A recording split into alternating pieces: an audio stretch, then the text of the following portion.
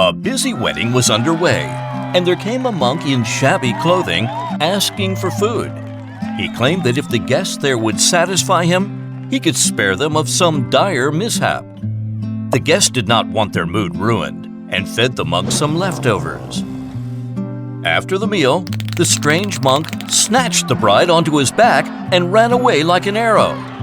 The entire village was shocked, and all people, young and old, came out to chase the monk. Suddenly, a mountain peak nearby collapsed. Countless rocks rolled down and crushed the village into pieces. Because the villagers all went out to retrieve the bride, they were all kept alive.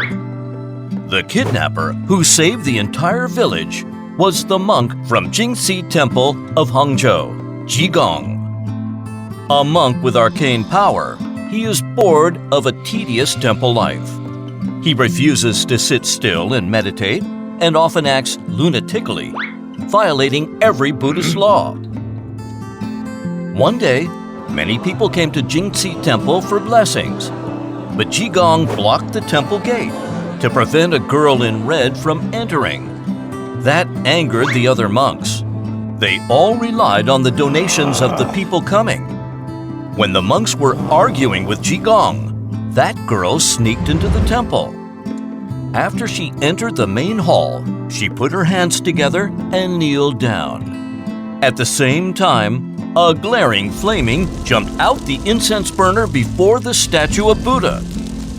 It devoured everything in vicinity, turning Jingxi Temple into an ocean of fire. That girl in red was the avatar of the god of fire. It was her birthday that day, but her temple was almost empty, and Jingxi Temple was so popular. She was uncontrollably jealous and decided to stir up some trouble. Ji Gong stopped the girl outside to frustrate her plan. The monks, knowing the truth, cried in deep remorse. Ji Gong, on the other hand, fell asleep by the burning temple as if nothing had happened. After the great fire, the monks thought Ji Gong was able to tell deities from mortals, and he must have some great power. They prepared for Ji Gong delicious wine and meat, pleading him to collect enough lumbers to rebuild the temple. Ji Gong set out to finish the job, satisfied and drunk. He jumped into a well in the courtyard and disappeared. When he appeared again, he was in Beiping Mountain. Here, ancient trees were in a competition to pierce through the sky. Beiping Mountain was the property of a merchant.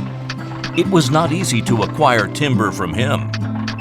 Ji Gong found an opportunity. The merchant's wife was having a difficult labor.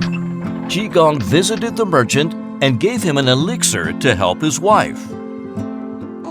A boy was safely born. To pay Ji Gong back, the merchant set a deal with him. Ji Gong could take away whatever amount of lumber as long as he could contain the lumber with his robe.